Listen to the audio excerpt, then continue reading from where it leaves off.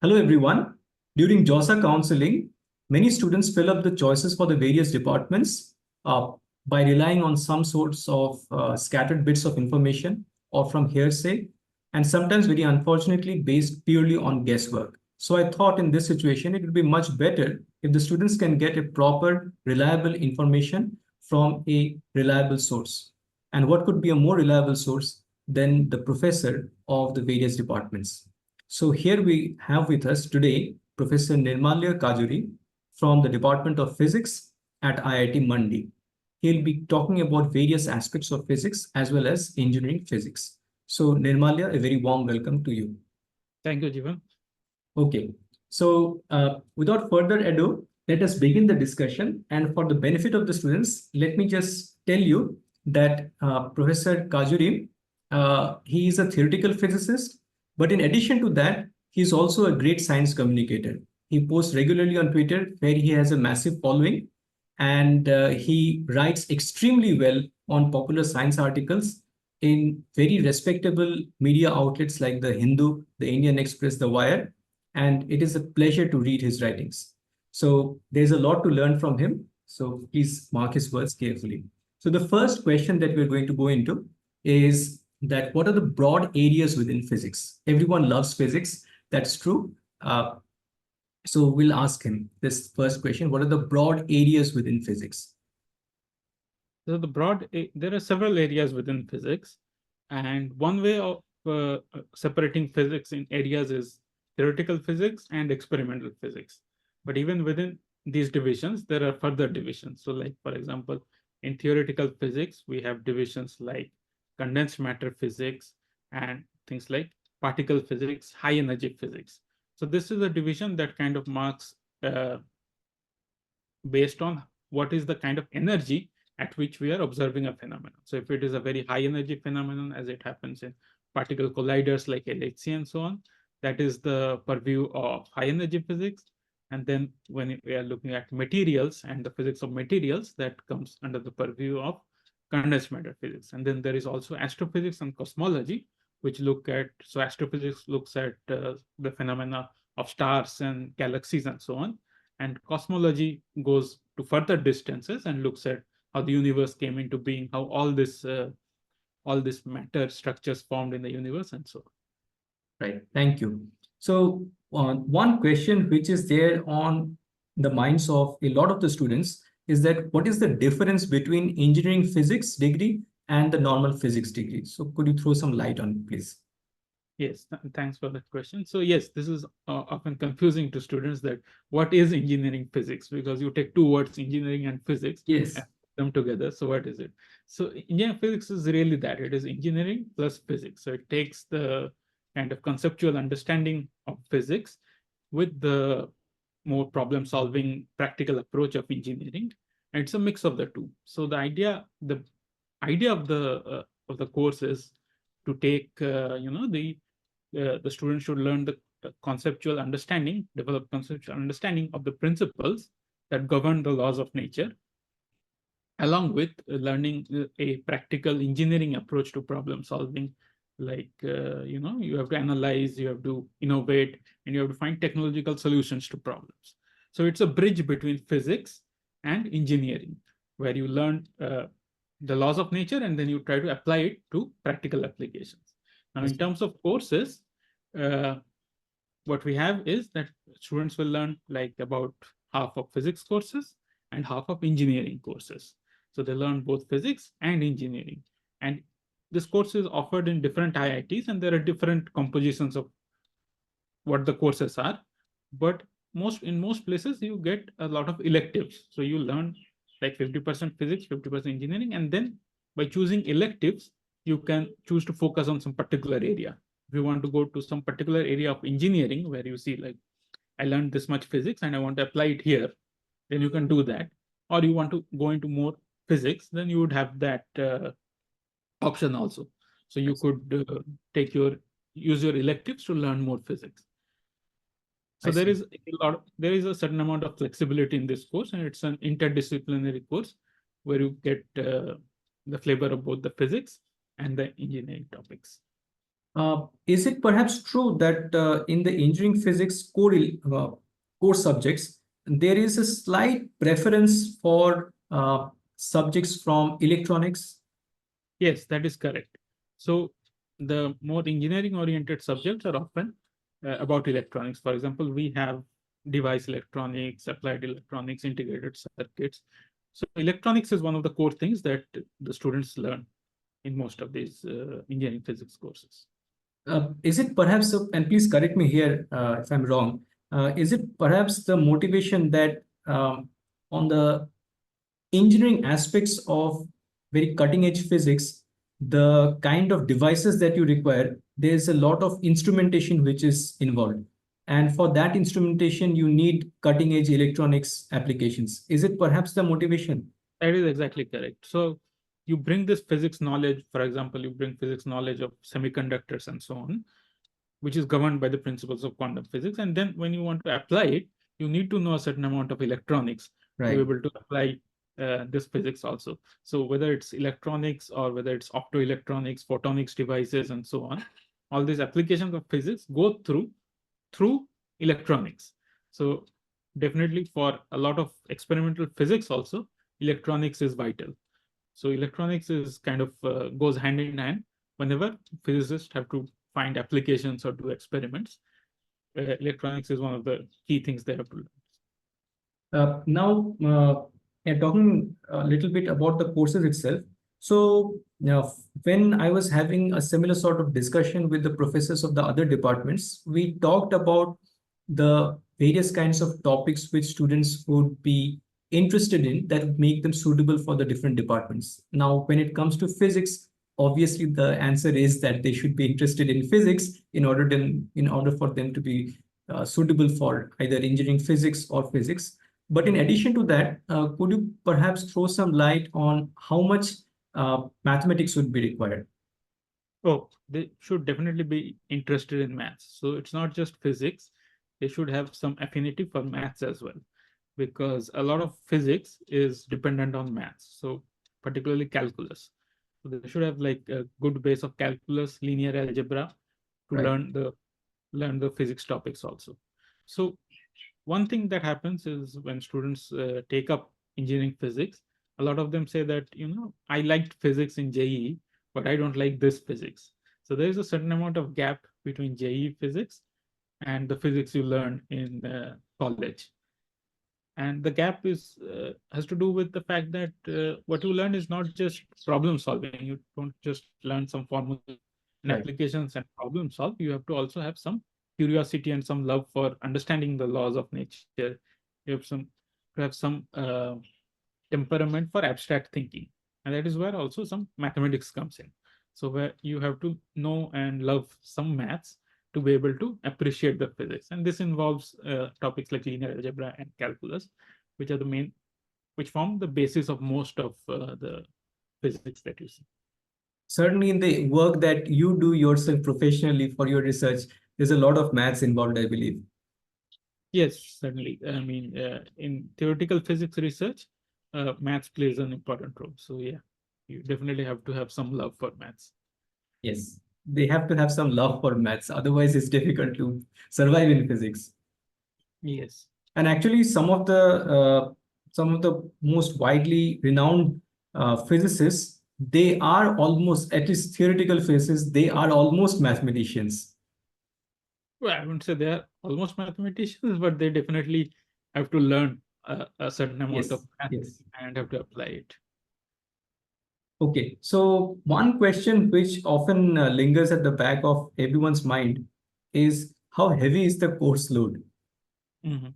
So, The course load is heavy. See, so to prepare for this interview, I talked to one of our students, one of our very good students. So shout out to Hirwa, who helped me to prepare this for this interview.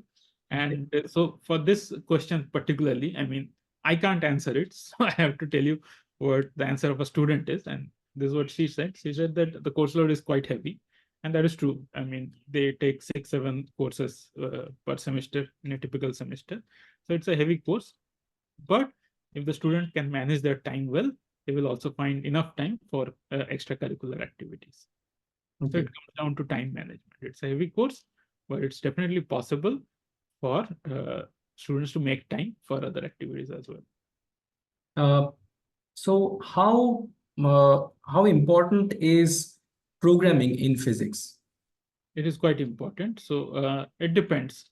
So for some topics like pure theoretical physics, it is not super important. You can get away with knowing a little bit of it, but there are a lot of topics where you need to learn where programming is very, very important. So it depends on your area of research in physics. However, engineering physics courses will invariably cover a certain amount of coding. So you will learn how to program when you take the engineering physics course. That is included in the syllabus of pretty much all the engineering physics courses everywhere. So in certain areas of physics, you definitely need a lot of maths as well as a lot of As programming. well as a lot of program. Yes. Right.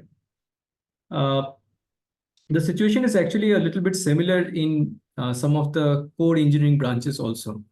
People have this notion that if they are intrinsically interested in programming and coding from their school days, they are only and only suitable for computer science. Whereas the paradoxical thing is that in computer science and engineering, it is only a part where it deals with programming. The rest of computer science actually is a lot of pure maths. That is right. Theoretical computer science is, of course, Yes, exactly. Yeah. Uh, so uh, there's something which is, of course, very important to discuss. There is no easy answer to this question, which I'm going to ask now. So, what kind of core jobs are there for a graduating physicist? And are these kinds of things available in India? So, So one core track for students who take engineering physics is to go into research in physics. So that is one of the core tracks which many students go into. So you do your master's or you do your PhD after your engineering physics. So this is a 4-year course. So in many places you can directly go into PhD, and some other students also go through a master's and then do the PhD. So this is one of the areas. You choose some area of physics which you're interested in and you do research in that. Another area which is kind of coming up, which is research related and which is going to be important in the next 5-10 years. There are two of these areas. One is quantum computing, another is semiconductor devices. So the Indian government currently has a national quantum mission, right. which they have spent a significant amount of 5,000 crores to develop the national quantum mission. And it is expected that quantum computing and related things like quantum cryptography will become a big industry in the next 10-20 years. That is the expectation. And this is something that the government is also investing in, and there are many startups coming up. And this is an ideally suited for engineering physics students who take both physics courses and also certain computer science courses. So they know about computing and engineering. So this is one area which is very suitable. But right now, the opportunities are limited in India. In the next 5-10 years, I would expect that there will be more opportunities. Right now, it is a very nascent upcoming area. Another area is semiconductor devices, which is again something that employs physicists uh, because in semiconductor devices. And this is also a focus area for the Indian government. They also plan to spend time and money developing this industry. And again, one would hope that in the next 5-10 years, this would become a bigger industry in India. Again, right now the scope is limited, but one expects this to become better. So these are some core areas where right now opportunities are kind of limited, but maybe hopefully in the next decade or so, there will be far more opportunities. And other industries, again, there are a lot of industries where there are applications for engineering physics students who can go into, but in most of these, the opportunities are more abroad than in India. Things like photonics, telecommunications, all of these are areas which are ideally suited for the kind of training that engineering physics students have. But in India, opportunities for these remain limited. Something we are seeing our students get into recently is finance and data science. So finance, because because they have the maths background in engineering physics to develop a strong maths background, and also because they would typically take a lot of data science, machine learning courses in these things. So data science is one area and finance is another area where a lot of students are getting job opportunities in India currently. So again, maybe 5 years earlier, there were not so many opportunities in these areas, and these are also like upcoming areas where these are not core areas, of course, but Certainly, yeah. students are getting jobs in these areas. But it is a ground reality that the current graduates are being employed properly in those areas also. Yes, they're starting to. So we had students who have been employed in these areas, finance Okay. and data science. But industry opportunity remains somewhat limited. Because higher studies is always an option, but for students who don't want to get into PhD, industry is, I would say, still in a developing stage. I see. So thanks for the frank opinion on this. It's not an opinion, sorry. It's what it is. I was actually very surprised to hear a few years back from an Italian friend of mine who mentioned that in Italy there is also an engineering physics program, Okay. and the graduates of that program, the best job that they can have is actually in Ferrari. Oh, But I mean, Ferrari is Italian, so one can yeah. expect it's their home ground. Uh, so that was interesting to hear. Probably in the distant future, we can have something like that also in India. Seriously. Okay. Now, as you already mentioned, that the graduates are already being employed in artificial intelligence, machine learning, data science, these kinds of things. So it would be perhaps right to have a discussion around that topic specifically. Sure. Now, in terms of research, whether it is an engineering science discipline or any core engineering department, anything like that, and on the research side, it is quite well known and well understood that artificial intelligence and machine learning will have a tremendous role to play, and it is already playing a major role. But on the industrial side of things, what do you think will be the influence and impact of artificial intelligence and machine learning on the kind of jobs that engineering physicists do? Yeah. So And more broadly, physicists, what would be the impact of artificial intelligence on the kind of jobs that they do? So for physics, like core physics, artificial intelligence, it is not clear that it will play a very major role. There are certainly areas in which artificial intelligence will aid physics research. Right. That is currently expected, and it is already being employed. Like techniques of deep learning and so on are being employed in research areas in physics. But a lot of the core physics research is not at this point expected to be affected largely by artificial intelligence. You still have to use your natural intelligence to do physics, a lot of physics. And a lot of it. And a lot of it. But as you also mentioned, our students are getting a lot of training in areas like linear algebra, machine learning, data science, and so on, which make them also very ideally suited to work in developing AI. So there is certain industry they can take part in. So some of the traditional things which you mentioned, which are taught or which are there on the side of engineering physics in the engineering disciplines, like the electronic side of things, what would be the impact of AI on those things? Yes. So again, it depends. I would not be able to answer this question because I'm not in that area. Yeah, yes. But broadly, I would think that,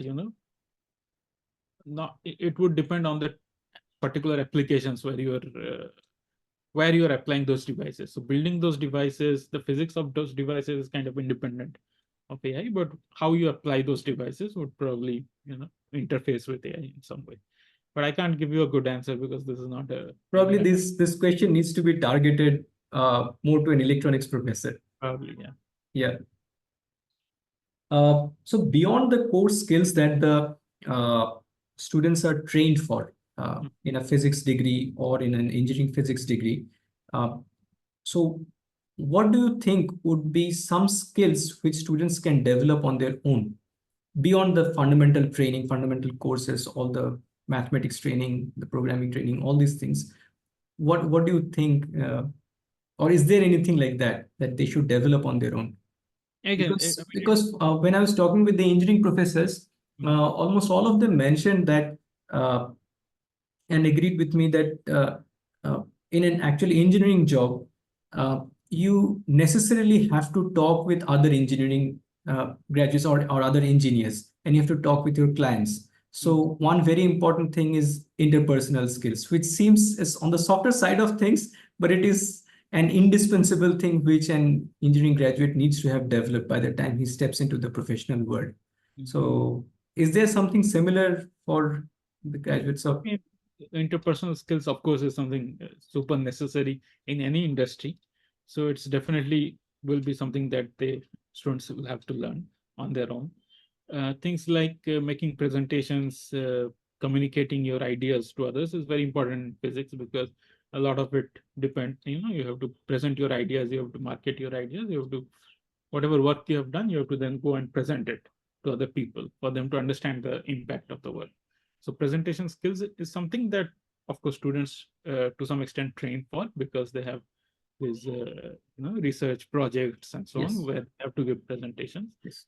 So that is something that is developed to some extent, and the students need to develop it even further. It's definitely one of the important skills. Programming, they learn already. Programming and data science, these are things, data analysis, these are things they have to learn. These are there in the courses, but and programming also is something that you can always develop beyond whatever is taught in your courses. So that's something that students can also do in their free time and so on. So I would say, beyond academic things, definitely interpersonal skills and presentation and communication skills.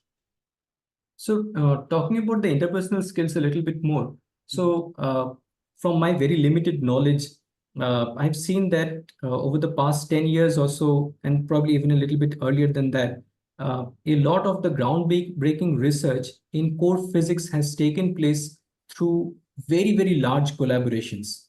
Mhm. It's extremely large collaborations. So, on this side of things, so when maybe you're not talking about engineering physics directly, but in general physics and this kind of cutting edge work, so what do you think would be some extra skills that a graduating physicist would need to develop to be able to be part of these kinds of large collaborative efforts, which are taking place like globally across different countries? And India is, I think, also a part of these efforts. Yeah, so for these, to be part of these, I mean, there are career tracks where you go to those places where these efforts are taking place. There's like Right. CERN and so on, where large experiments are taking Yes. place. You become a part of that group and you work in those groups. So there is the track how you do it. And to be the skills that you need, of course, are physics skills, where you have to learn how to do the research and so on. You have to be able to hold your end up in a large collaboration. You have to be time efficient. You have to be ensure that you communicate with your collaborators regularly and frequently. So the skill required to maintain a large collaboration is definitely that you have to be super professional in your approach to this. So you have to, whatever the division of work in a collaboration is, you have to hold your end up, and you have to communicate your results to your collaborators, and you have to be very, very honest about everything that goes on. Right. So, I mean, it just comes to my mind, this thing that perhaps gone are the days where there would be a lone physicist working alone based on his singular genius and coming up with great results. Probably that is still happening, but at the very cutting edge of things where such large collaborative efforts are there, I mean, it's a different set of skills which modern physicists require. Please correct me if I'm wrong. No, no, absolutely. I mean, now we are seeing like both approaches are there, and it depends on the problem that you're trying to solve. Right. In some kind of problem solving, where you have to develop a brand new idea, it is still more suitable for people to work alone and take their time, develop an idea, and solve the problem. Whereas for If you things, don't mind me asking, what kind of, areas in physics are these kinds of things? Uh, I'm thinking of my area in physics, which is string okay. theory. Okay.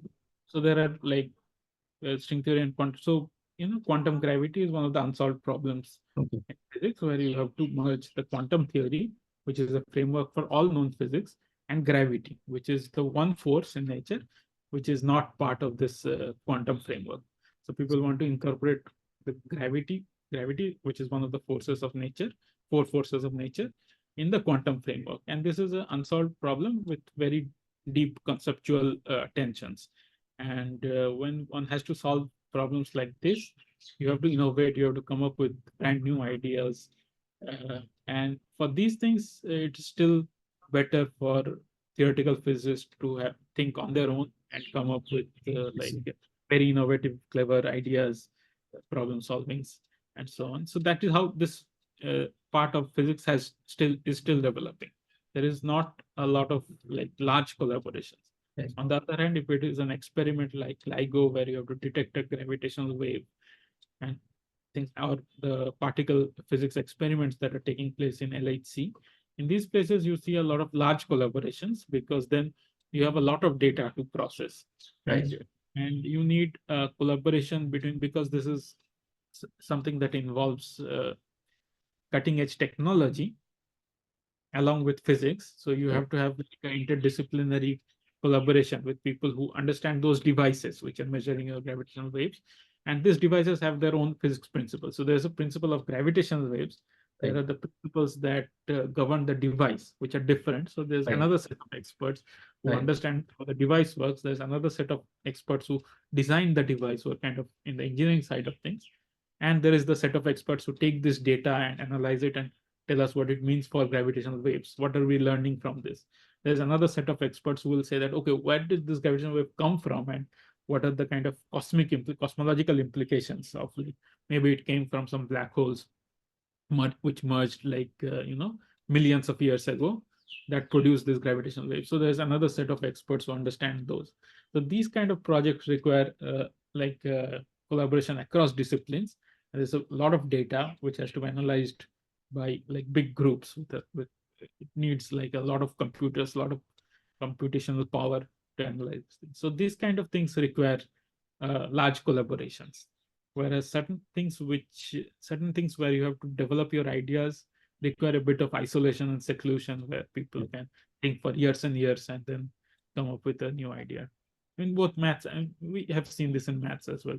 Like, yeah, like when the Fermat's last theorem was solved by Andrew, years to solve it. So it is like that. Thank you. Thank you for lucidly explaining in such detail all these things. I hope our students will take some good lessons out of what you have said. Now, we are almost at the end of our discussion. Do you think that there is any specific message which needs to be sent out to the students who are thinking of taking up physics? So why I'm saying this is many times students are bored up by the excitement of a subject which they learn in a very innocent fashion, without thinking about career paths, without thinking about other things, the social aspects of it. There's a big entanglement of things. Without thinking about all of these things, uh, when they're at the +2 level. But the moment they start getting into the undergraduate level, they are stepping into a semi-professional world from which they will step further into a professional world. So the long-term implications of their decisions also needs to be considered to a certain extent. So do you have any message for them to think in a slightly level-headed fashion, instead of just thinking about it in a very emotional way? Absolutely. That's a very good point that you brought up. See, oftentimes students see, some television or some video about some black holes or something, and it sounds fascinating. And then you think like, wow, this is like so amazing and I should study this. However, you may find that you don't enjoy. Ultimately, it comes down to doing a lot of maths. And then you that this is not the picture I saw. So it's not, what you learn is not like a bunch of pictures. What it comes down to is doing hours and hours of maths. So really, my suggestion would be, if you do not enjoy doing it, if you do not enjoy doing physics for hours and hours, uh, with no other break, Yes. if it is not something that you enjoy at your core, then you are not going to enjoy. You have to enjoy the activity, not the idea of doing physics. You have to actually enjoy the activity of doing physics. When you do it, when you spend time with it, are you like spending hours and hours doing it? Are you enjoying it? Are you forgetting about the rest of the world when you are thinking about physics? Those are the things you have to check. Don't You should not get emotional about it. And physics, taking an undergrad course in physics really is a good idea, because it trains you in problem solving, and it trains you in, from there you can go to many different areas in physics, many different areas in industry also, because you have the kind of core training in first principles thinking and problem solving.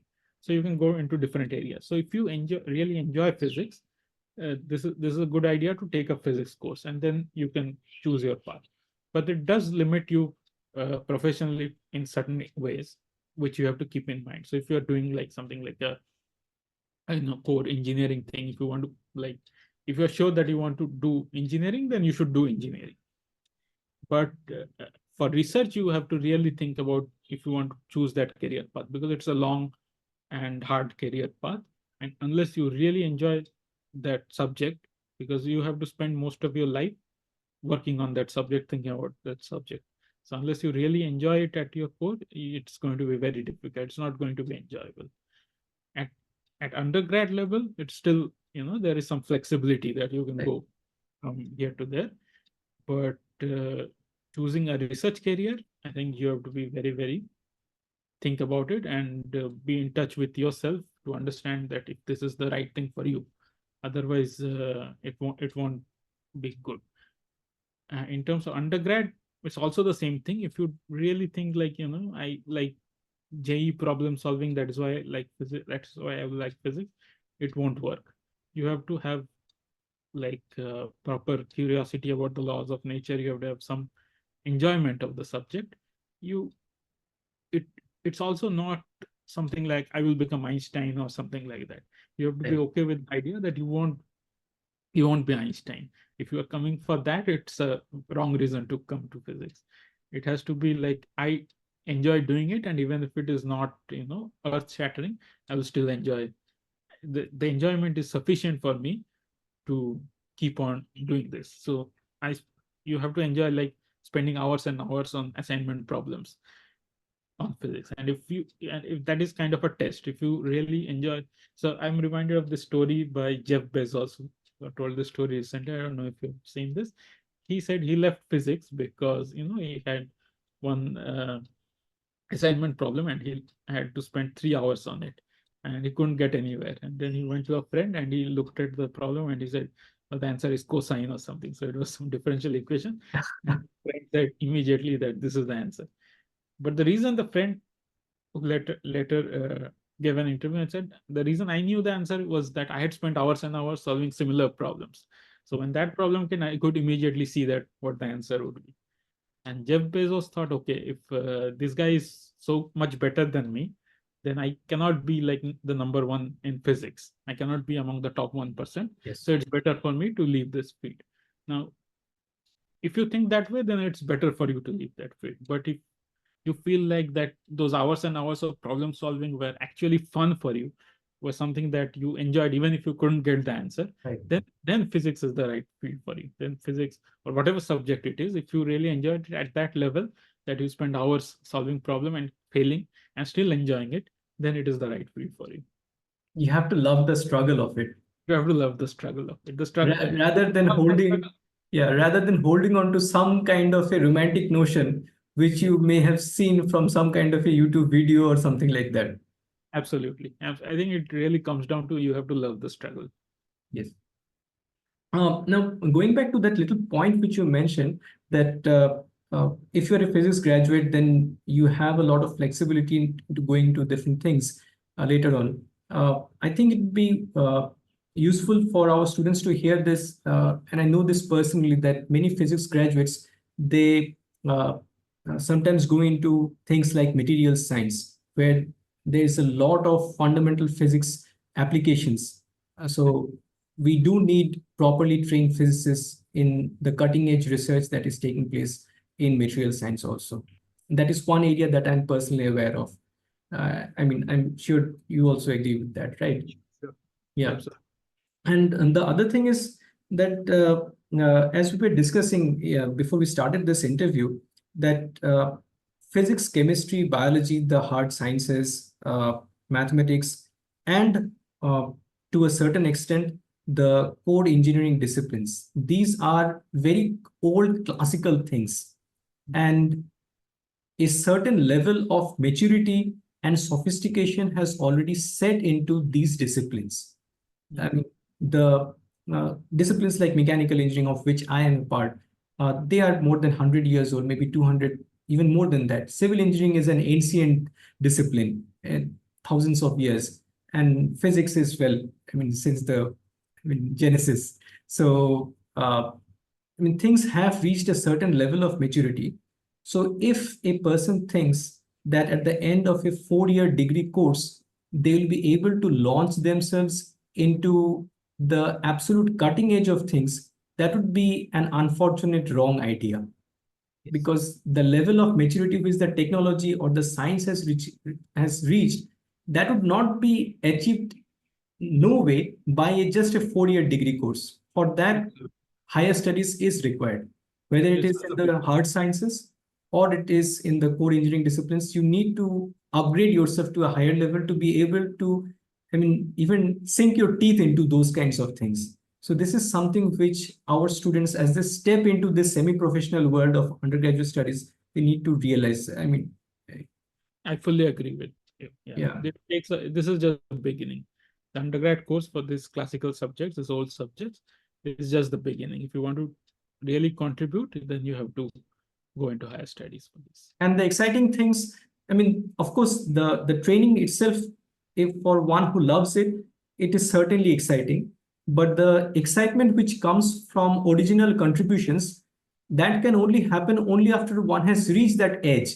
And reaching that edge itself takes a bit of time. So Okay. one needs to love the struggle, and one also needs to be patient with the struggle. That one, it is not going to happen overnight. It's not going to happen in 4 years. So if one loves it, they have to put in the time. So one has to pay their dues for it. So all right. So it was a very good discussion. If you Very have good. if you have any parting message for the incoming graduates, because truth be told, uh, it is going to happen, whether it is fortunate or unfortunate, that some students will take physics because they have nothing else to take. This is a ground reality. Just like they are going to take certain engineering disciplines because everyone wants to go to computer science at IIT Bombay. That is not going to happen, of course. So the rest of it is like progressively increasing levels of consolation prizes. So maybe electronics is a second level consolation prize, maybe electrical is a third level, mechanical is a fourth level, and it goes on like that. So, do you have a parting message for those students who are proactively choosing physics? They always wanted to study physics and they're getting it and they're taking it, as well as for those students who are probably, I mean, getting it as a last consolation prize. Do you have any words to say to them? Well, for students who are taking it because they're interested, I mean, it's a great opportunity for them. So Right. I would really encourage them to make the most of this opportunity. There's a, you know, and this is the time when they kind of discover themselves also, where which areas of physics they are interested in, or if it's not exactly physics that they're interested in, or some related thing. So this is like they are taking the best students always take the. I Yes. don't have to send this message. It's kind of superfluous. So Right. so for them, my message would be make the most of it. There are a lot of resources now available online and around the world. You have to, there's a lot of opportunity to, upgrade yourself, learn, and think. And for students who are have taken this course because this is not they did not have any other opportunities, they too Right. to take the opportunities that physics serves, like the things that the part of the training that is transferable. So they should focus really on taking those transferable skills, such as basic first principle thinking, mathematical reasoning, and so on, and try to branch out, maybe use the electives to learn what they are more interested in, and try to make the most of the transferable skills, because physics, even if their core interest is not in physics, it offers a lot of training in problem solving and first principles Right. thinking that transfer to pretty much anything that you want to do, any other many other areas in industry. This is applicable. So again, they should also make the most of this opportunity and learn whatever core transferable skills that they can. One of our engineering physics students used to motivate his juniors by saying, look, if you can make it in physics, you can make it anywhere. So Absolutely. Yes. that is a message that the students who maybe are not so interested in physics can also take. Like, take this as a challenge, and if you can make it in physics, you can make it anywhere. Thank you for the wonderfully inspiring words. So I can relate to one little story here that during my postdoc there was this German guy who used to sit beside me. So he was trained as a physicist in his undergraduate days. He was then presently working as an applied mathematician during his postdoc days. But before that, he had been working in a bank.